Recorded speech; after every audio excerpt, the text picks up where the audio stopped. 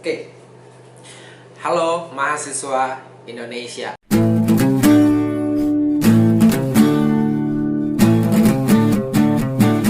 Thank you so much for over 10k views on my previous video. Okay, I really appreciate that because it means a lot for me. Oke, buat kalian yang belum tahu gue adalah Lawas Bangun. Gue seorang peneliti di mana channel ini adalah channel yang akan ngebantu kalian melewati semua hambatan penelitian. Baik itu mungkin metodologi penelitian, terus pengolahan data or something. Nanti kalian tinggal request aja di kolom komentar hambatan kalian apa. Insya Allah gue akan ngejawab pertanyaan kalian, dan mungkin kalau misalkan dibutuhkan gue akan bikin videonya di video-video gue selanjutnya. So jangan lupa like, comment, dan subscribe. Oke, karena subscribe kalian itu akan sangat membantu gue. Oke, di video gue sebelumnya yang gue ngebahas tentang tutorial Smart PLS tapi masih standar, dengan kerangka yang sederhana, ada variabel independen dan variabel dependen. Dan di request kolom komentar tersebut gue banyak banget nemuin, Kak, gimana sih cara analisis data variabel mediasi di Smart PLS, apakah pakai Sobel atau pakai teknik yang lain? No. Kalau di SEM, kalau kalian pakai teknik SEM itu ada banyak untuk aplikasinya. Ada Amos, ada Lisrel, ada CBSEM, terus ada lagi Wrap PLS, terus ada lagi Smart PLS. Nah, kalau misalkan Amos dan Lisrel itu output untuk hubungan tidak langsung, yaitu melalui variabel mediasi, itu tidak bisa dikeluarkan secara langsung. Oke, harus pakai software namanya Sobel. Tapi kalau misalkan di Smart PLS kita nggak perlu lagi analisis pakai Sobel. Di Smart PLS itu udah ada pengaruh hubungan tidak langsung dan pengaruh hubungan langsung. Sebelum kita lebih jauh, kita harus tahu dulu nih apa variabel mediasi itu. Oke, variabel mediasi adalah variabel laten yang berperan sebagai perantara. Oke, jadi dia punya pengaruh mediasi di sini karena dia sebagai perantara antara variabel independen dan variabel dependen. Oke, independen dan dependen, atau kalau di SEM kita biasa sebut independen itu eksogen dan dependen itu endogen. Kenapa variabel laten? Oke, variabel laten itu adalah variabel yang tidak dapat diobservasi atau tidak dapat diukur, karena kita balik lagi penelitiannya penelitian sosial. Oke, kalau misalkan penelitiannya eksak itu ada beberapa variabel yang bisa terukur, tapi karena case yang akan gue pakai di sini adalah untuk ilmu sosial, so di sini ada variabel laten, di mana variabel laten itu harus diukur dengan item pengukur, yaitu adalah indikator. Nah, peran mediasi di sini adalah untuk memerantarai antara variabel eksogen, which is independent, dan endogen itu dependent. Oke. Nah, di sini sudah ada kayak gini. Contohnya ada 3 variabel X dan 1 variabel mediasi, dan di sini ada 1 variabel Y, di mana variabel X-nya adalah product brand, 2 corporate brand, ketiga social media marketing, terus melalui employer branding sebagai variabel mediasinya, dan variabel endogennya adalah intention to apply. Jadi di sini baik lagi gue ambil case dari jurnal internasional yang pernah gue publish, linknya bisa kalian lihat di deskripsi video. Ini case ini juga gue pakai di video tutorial gue sebelumnya. Nah, sebenarnya pengujiannya sama dengan video yang gue upload di sebelumnya. Di sini kalian bisa cek, tapi gue nggak akan sedemikian detail gue jelasin tiap ujinya. Kalian bisa lihat video gue sebelumnya sebelum kalian lihat video ini untuk cara mengetahui mediasi. Jadi di sini gue akan skip beberapa pengujian, tapi tetap gue bahas, cuman nggak detail. Oke. Nah, di sini gue cerita sedikit kenapa di sini ada variable product brand, corporate brand, social media marketing, dan ada employer branding sebagai variable mediasi dan intention to apply sebagai variable endogen. Karena di sini ada di jurnal ini ngebahas the intersection of human research and marketing. Jadi gue ngebahas apa perpotongan antara multidisciplinary. Jadi antara divisi human research dan divisi marketing ini apakah bisa relate-nya di mana, intersection-nya di mana. Nah, product brand ini adalah perwujudan dari pekerjaan dari marketing, divisi marketing. Oke, sama untuk corporate brand itu bisa ke marketing, bisa ke markom atau marketing communication. Dan social media marketing jelas itu di divisi marketing. Dan untuk employer branding dan intention to apply ini adalah bagian dari pekerjaan human resource. Oke, jadi gue di sini ngelihat bagaimana product brand, corporate brand, dan social media yang dimiliki satu perusahaan. Gue gak akan mention, kalian bisa langsung baca di jurnal yang gue yang di deskripsi. Untuk mempengaruhi employer branding, dan apakah employer branding yang dipengaruhi oleh product brand, corporate brand, dan social media marketing ini mampu untuk menimbulkan minat seseorang atau calon karyawan di luar sana untuk apply ke perusahaan tersebut. Oke, jadi bagaimana product brand, corporate brand, dan social media marketing yang ada itu bisa menarik minat orang untuk melamar pekerjaan. Oke, tapi kita nggak akan bahas itu, kita balik lagi akan bahas gimana caranya olah data variable mediasi. Nah, di sini mediasi ada employer branding. So, kalian harus do concern di employer branding. Nah, untuk mengetahui ketiga efek ini, ketiga peran mediasi ini, entah itu no mediation, entah itu full mediation atau partial mediation, kita harus lihat dulu hubungan langsungnya. Kayak seperti ini, kayak misalkan product branding terhadap intention to apply dulu, itu kan langsung kan, hubungan langsung. Sama untuk corporate brand juga kita lihat dulu ke intention to apply seperti apa, dan social media marketing kita lihat efeknya ke intention to apply seperti apa.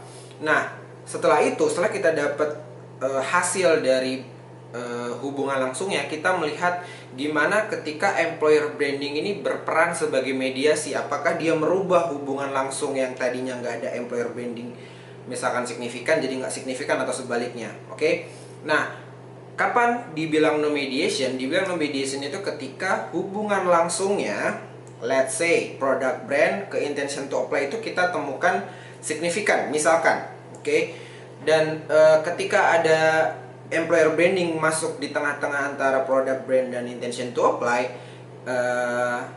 jadi nggak signifikan, berarti itu no mediation. Jadi di sini employer branding itu nggak berperan, oke, nggak mendukung pengaruh product brand untuk mempengaruhi intention to apply, jadi malah merusak.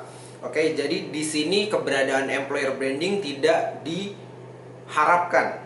Oke, lanjut ke analisis kedua, yaitu full mediation.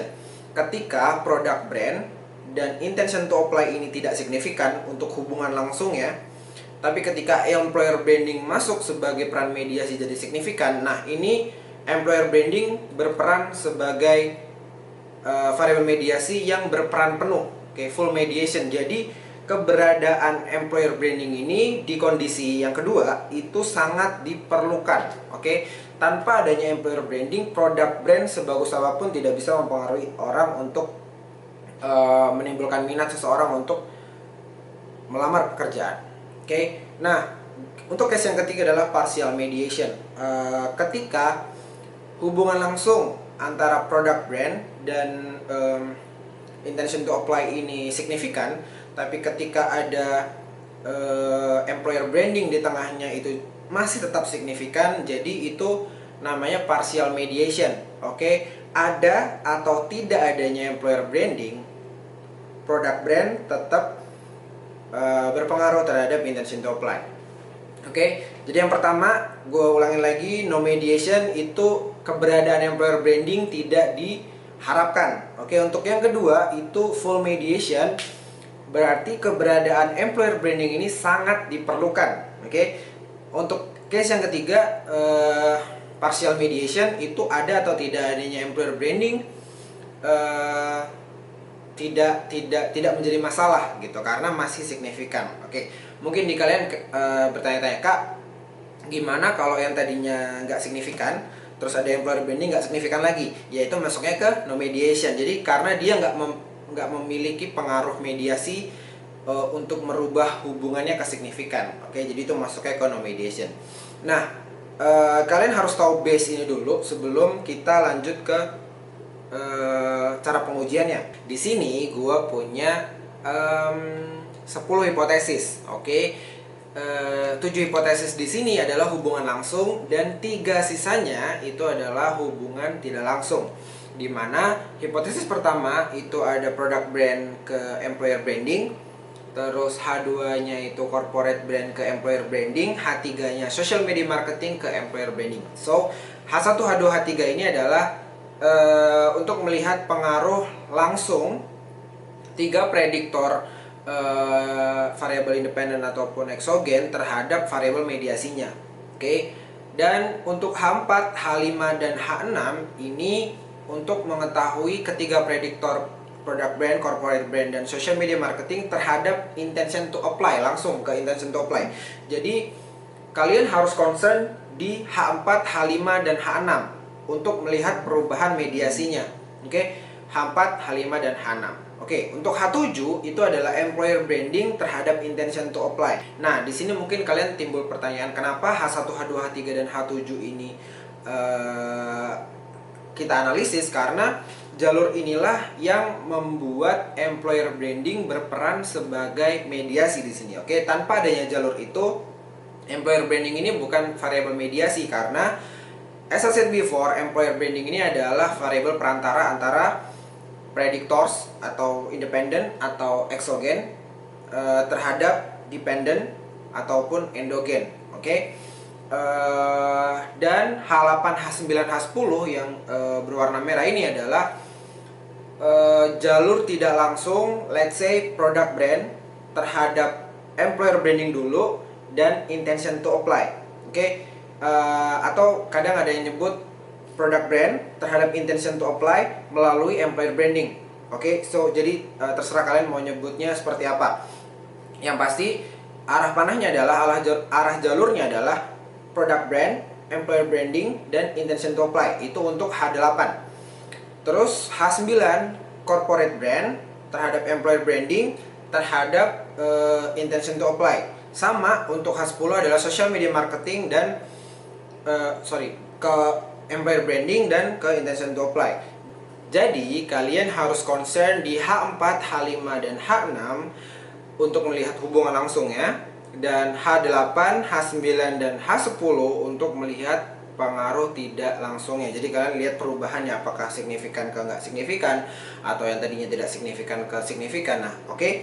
Nah, di sini kita akan running di Smart Palace. Oke. Seperti biasa kita pakai namanya mediasi di sini. Oke. Kita klik create new project mediasi. Oke. Dan kalian double klik to import data. Oke. Di sini gue udah siapin, di sini ada data mediasi, di sini ada sekitar 300 something. Kalau nggak salah 320. Oke ya, 320 sampel. Kenapa gue pakai 320 sampel? Karena di sini ada beberapa indikator, ada banyak indikator. Buat kalian yang belum tahu cara input data di Smart Palace, kalian bisa lihat YouTube gue yang sebelumnya. Oke. Nah, di sini gue punya berapa nih? Ada sekitar 64 indikator. Jadi untuk kecukupan sampel gue bikin 320 sampel. Nah, di sini ini udah ada PB1 sampai PB14 untuk mengukur product brand as a variable, oke. Dan di sini ada CB1 sampai CB19, ini untuk mengukur variabel corporate brand. SMM1 sampai dengan SMM10 ini untuk mengukur social media marketing. Lanjut lagi, di sini ada EB1 sampai EB16. Di sini untuk untuk mengukur employer branding as a mediator variable. Oke. Dan di sini ada intention to apply IA1 sampai IA5 untuk mengukur intention to apply. Oke. Nah, langsung aja kita masukin PB1 sampai PB16, kita blocking. Setelah itu kita dragging ke sebelah kanan. Nah, di sini muncul latihan variable 1, kita klik rename. Oke, buat kalian yang belum bisa ngikutin teknik gue, sekali lagi silahkan lihat video gue sebelumnya. Dan di sini gue akan tulis product brand. Oke, product brand. Oke. Nah, setelah itu kita ada CB1 sampai CB19, kita dragging, kita blocking lagi, kita rename dulu ke corporate brand. Oke, karena di sini item pengukurnya banyak, kita hide dulu. Oke, di sebelah sini ini juga kita hide biar nggak terlalu banyak tampilannya. Oke, kita ada SMM1 sampai SMM10. Oke, di sini kita rename social media marketing. Oke, kita hide juga biar tampilannya bagus atau enak dilihat. Oke. Oke, kita sekarang di sini ada EB1 sampai EB16, kita blocking lagi, dragging, rename employer branding. Oke. Or employer brand. Oke. Hide juga di sini sebagai variabel mediasi. Oke, di sini ada intention to apply, ada 1 sampai 5. Kita blocking, kita rename intention to apply. Oke, kita klik OK. Kita hide juga. Oke, kita lain ini. Oke, nah sekarang kita saatnya gambar jalurnya. Oke, di sini kita lihat jalurnya.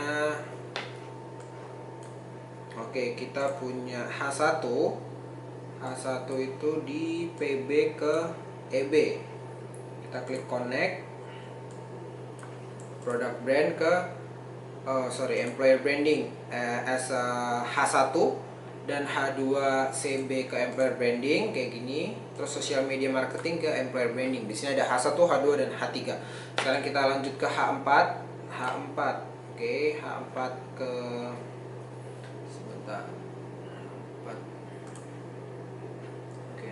H4 product brand ke intention to apply, corporate brand ke intention to apply juga. Oke, kita agak belok bawahin dikit biar padnya kelihatan. Oke, dan social media marketing ke intention to apply. Ini H1, H2, H3, H4, H5 dan H6 itu udah ada. Oke, sekarang kita langsung ke H7 dari employer branding ke intention to apply. Oke, kita move intention to apply di ke sini. Oke, biar kelihatan bedanya jalur yang masing-masing hipotesisnya biar kelihatan. Oke.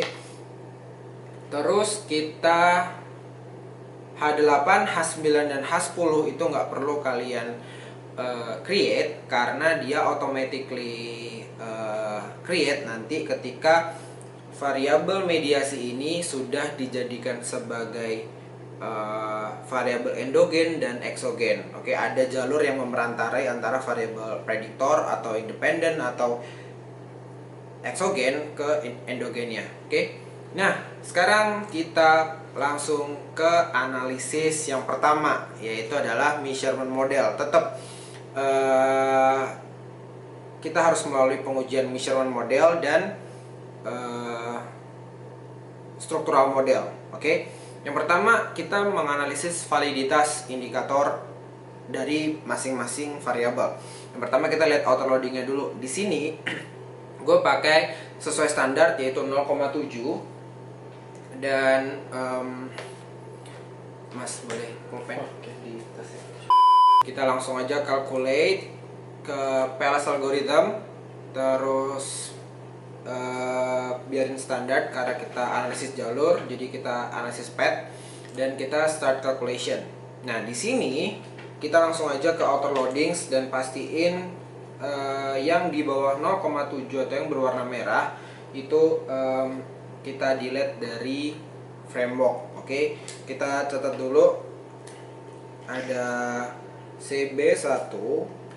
Oke, dia 0,390 di bawah 0,7. Ada CB6. Setelah itu ada CB8. Oke, ada EB1. Oke, ada EB2 dan EB3. Oke, EB2 dan EB3. Oke, setelah itu ada EB5. Ada EB5. Dan ada PB2, PB3 dan PB4. PB2, PB3 dan PB4. Oke, setelah itu ada SMM10. SMM10. Setelah itu ada SMM8. Oke, kenapa di sini gue catat? Karena once kalian delete satu indikator, report yang ini akan hilang semuanya. Oke, jadi pastiin kalian tulis entah itu di Word atau di notes atau di buku tulisan kalian, terserah. Oke, yang penting kalian tahu indikator mana yang di bawah 0,7 dan harus kalian hapus. Oke, sekarang kita back to the framework. Kita lihat indikator mana aja yang harus dihapus, mulai dari product brand. Oke, ada product brand PB2, PB3 dan PB4. Kita langsung show karena kita hide tadi. Oke, kita klik PB2, kita delete. Oke, terus PB3.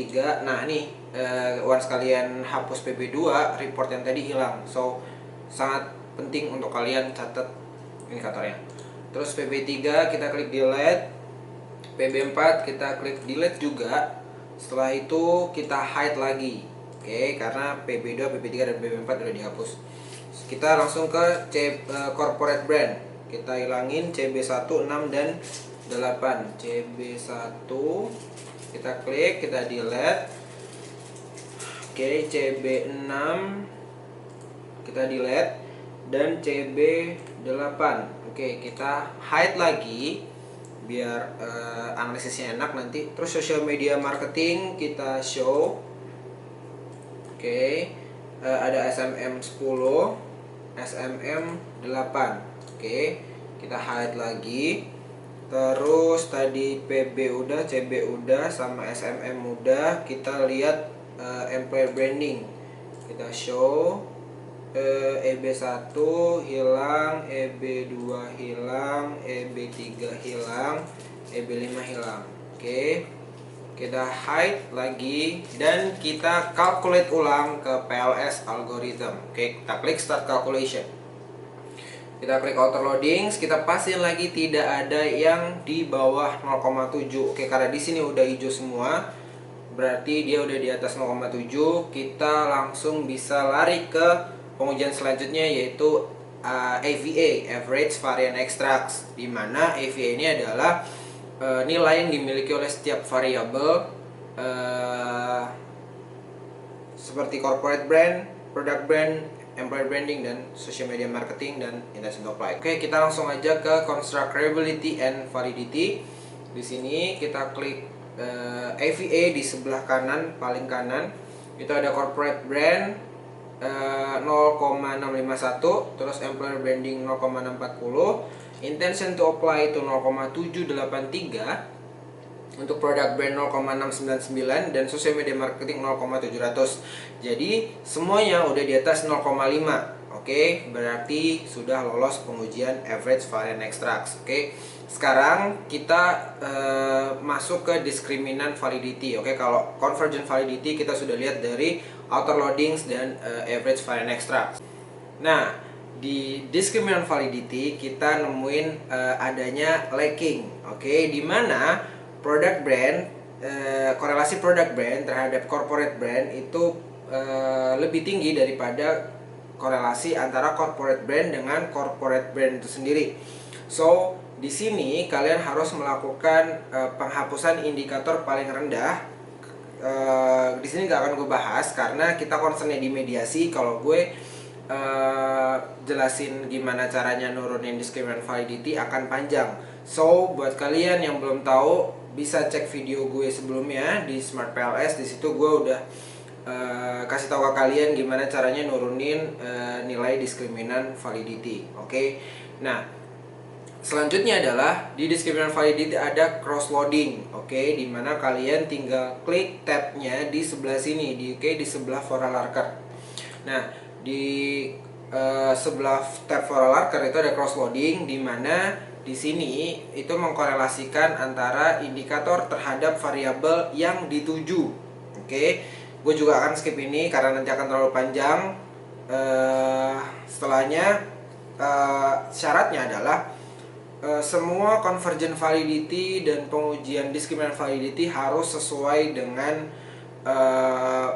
kriteria pengujian. Oke, jadi kalian harus concern di convergent dan discriminant baik dari autoloading, average variant extracts, dan for all worker, dan cross loading. Oke, buat kalian yang belum tahu bisa cek video gue sebelumnya.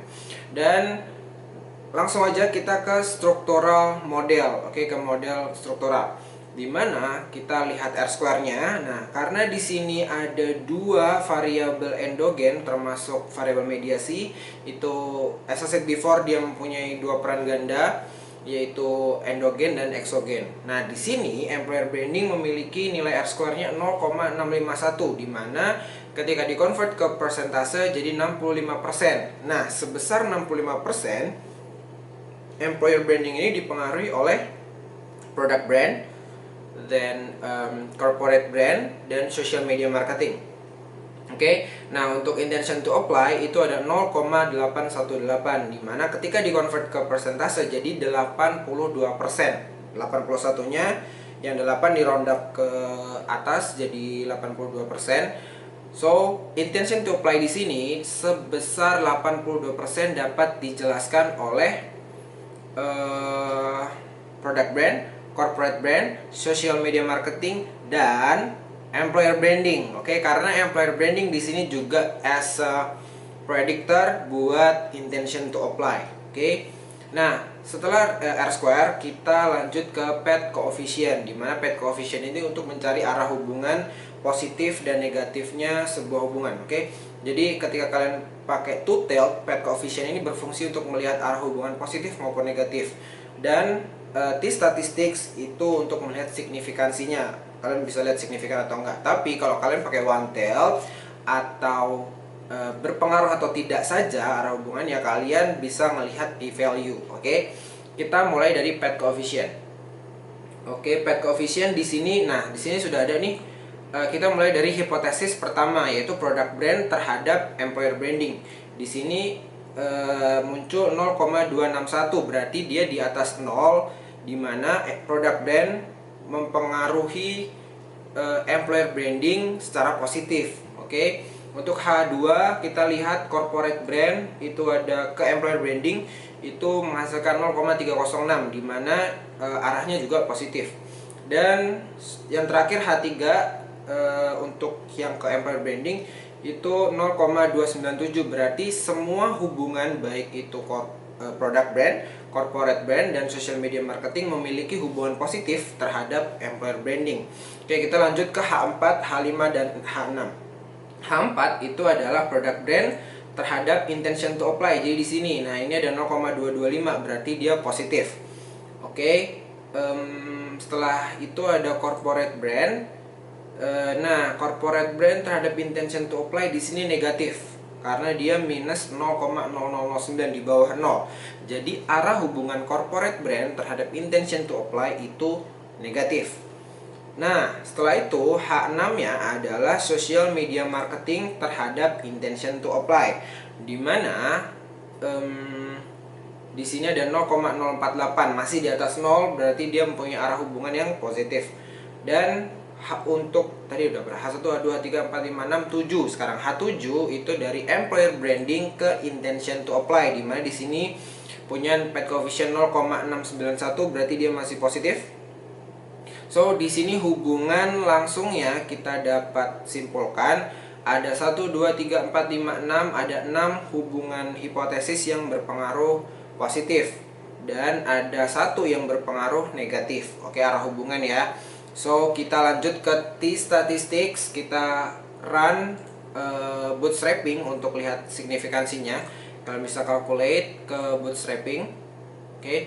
Nah, di subsamples ini gue saranin kalian pakai 5000. Oke, itu atas kajian dari Ramayah, Prof Ramayah. Oke. Linknya ada di bawah. Nanti gue kasih di deskripsi. Dan tapi konsekuensinya adalah bootstrapping 5000 itu agak lama. So gue pakai 500. Sebenarnya standarnya itu adalah at least di atas sampel kalian. Misalkan kayak gini kan kita pakai 320, jadi sebenarnya 500 cukup. Cuman ada beberapa kriteria yang bukan mengharuskan sih, disarankan pakai 5000 subsamples. Oke. Kita pakai 500 biar nggak lama. Kita start calculation. Oke. Di sini kita akan nanti lihat T-statistiknya dan p-value. Oke, jadi ketika kalian pakai tutel, kalian bisa lihat dari T-statistics dan pet coefficient.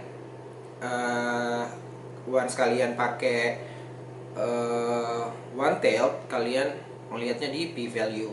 Nah, di sini udah muncul ada T-statistics. Nah, batas kriteria cut off T-statistics itu adalah 1,96, dimana ketika dia di atas 1,96 berarti dia signifikan, di bawah 1,96 berarti dia tidak signifikan. So kita mulai lagi dari hipotesis pertama, product brand terhadap employer branding. Dia T-statistiknya di atas 1,96, berarti dia, karena tadi arah hubungannya positif dan signifikan karena ditemukan di atas 1,96. Oke. Dan untuk hipotesis kedua adalah corporate brand terhadap employer branding. Di sini juga signifikan.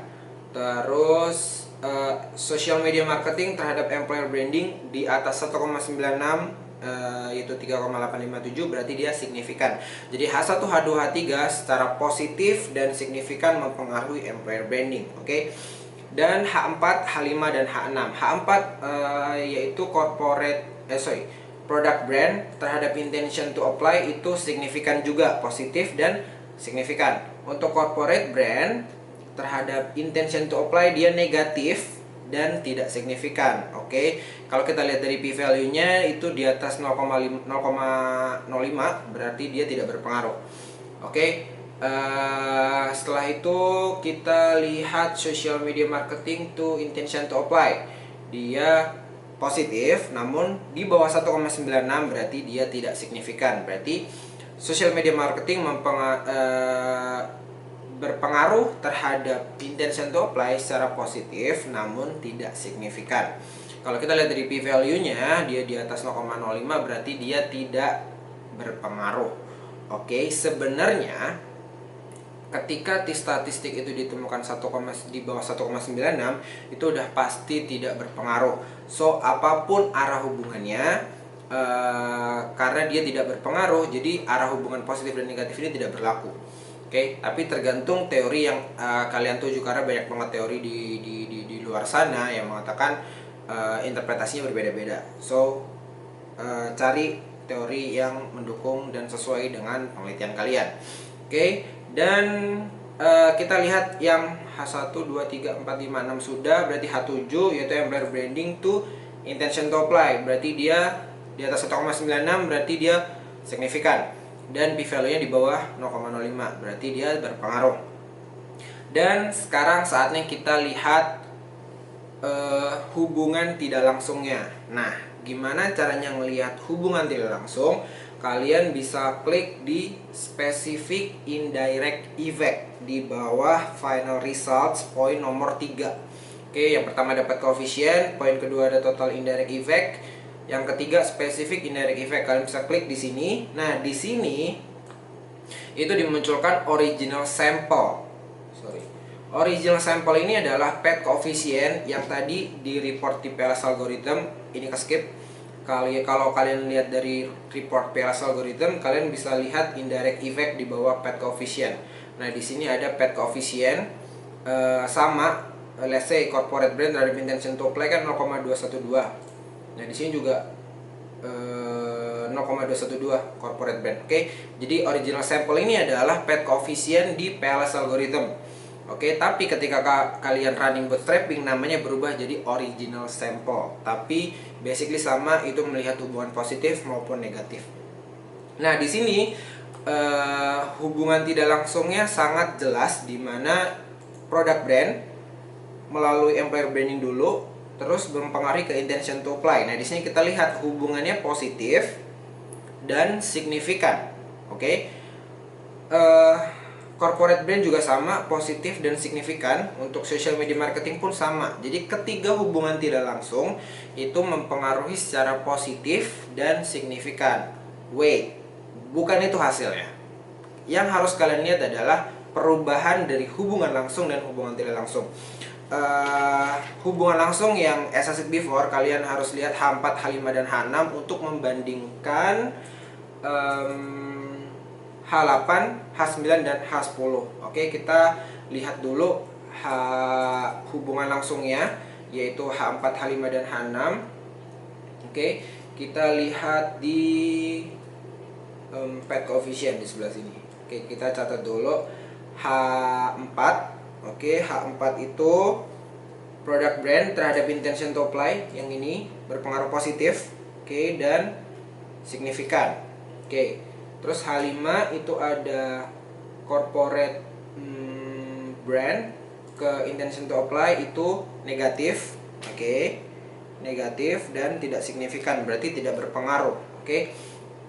Dan yang terakhir, social media marketing terhadap intention to apply, dia positif. Oke, H6 itu positif namun tidak signifikan. Oke. Kita lihat di specific indirect effect, tadi konklusinya adalah H8, H9, dan H10 itu positif dan signifikan semua. Oke. Jadi kita lihat nih, H4 itu kan positif dan signifikan, kita bandingin sama H8, head to headnya sama H8. H8 tetap positif dan signifikan. Berarti ketika hubungan langsung signifikan dan hubungan tidak langsungnya signifikan, berarti dia partial mediation. Jadi employer brand di sini ada atau tidak adanya employer brand tidak jadi masalah untuk product brand mempengaruhi intention to apply. Oke. Nah, untuk H5 kita head to headnya sama H9. Oke, H5 karena dia hubungannya negatif dan tidak signifikan, sedangkan H9 itu positif dan signifikan, berarti hubungan langsung antara corporate brand terhadap intention to apply itu tidak signifikan, dan sedangkan melalui employer brand itu signifikan. So, employer branding di sini memiliki peran full mediation. Oke, jadi penting untuk adanya employer branding ini terbentuk sehingga corporate brand dapat mempengaruhi intention to apply. Oke, so the last one is H6. Oke, H6 di sini positif. Hati-hati, positif namun tidak signifikan. Dan head to headnya ke H10 positif dan signifikan. Jadi karena hubungan langsungnya tidak signifikan dan dirubah ketika ada employer brand ini berubah jadi signifikan, berarti di sini full mediation. Oke, jadi masih sama dengan H5 dan H9 di corporate brand. Jadi social media marketing ini tanpa adanya employer branding, dia tidak mampu untuk mempengaruhi intention to apply. Jadi dapat disimpulkan bahwa peran mediasi employer branding di sini untuk product brand itu partial mediation. Oke, partial.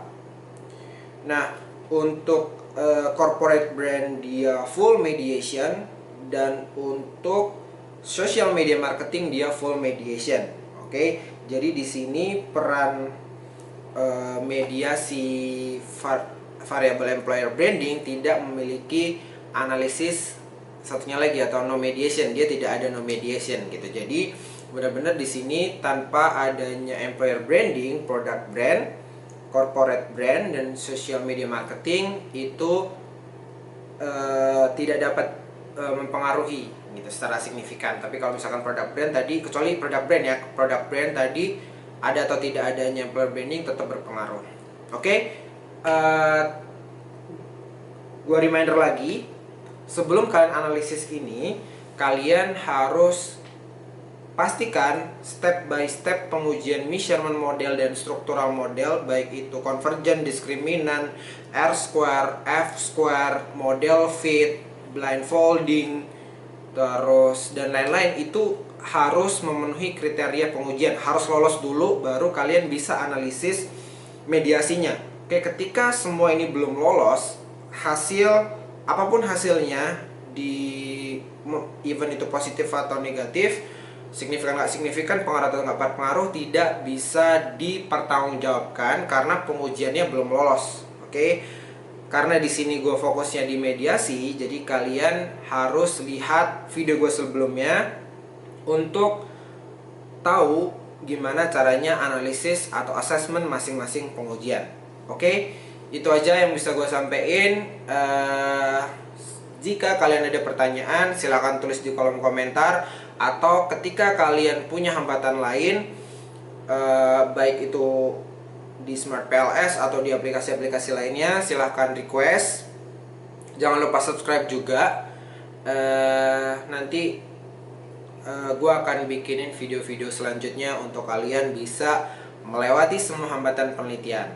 Or you can call my team to jadi di ruang neliti itu ada namanya bootcamp class or one-on-one bootcamp. Jadi di situ ada satu kelas yang bisa kalian join dan kalian langsung bisa komunikasi dengan gue as a lead consultant di sana, ataupun dengan konsultan-konsultan lainnya yang sesuai dengan bidang penelitian kalian. Oke, kita akan membantu memecahkan semua masalah penelitian kalian langsung via online atau daring, atau bisa ketemu tapi dengan protokol kesehatan. Oke, dan kita akan berusaha semaksimal mungkin untuk membantu penelitian kalian selesai saat itu juga. Oke, kalian bisa ambil one-on-one discussion or class. Oke, call my team to know how it works. Kalian back to framework. Kita mulai dari ke intention to apply. Oke,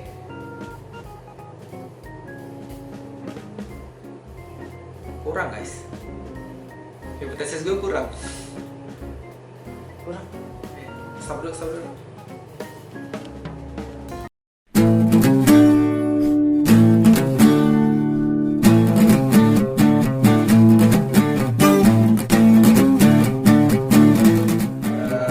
Kalian ngebikin variabel sendiri, ngebikin hipotesa sendiri tanpa adanya dukungan, itu nggak akan valid dan nggak akan bisa dipertanggungjawabkan di sidang skripsi nanti kalian.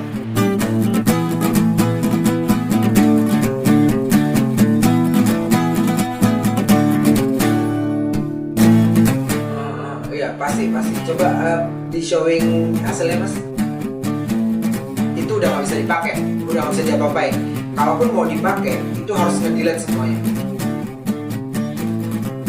Variabel intervening di sini sangat diperlukan untuk memperantarai antara X1 terhadap Y.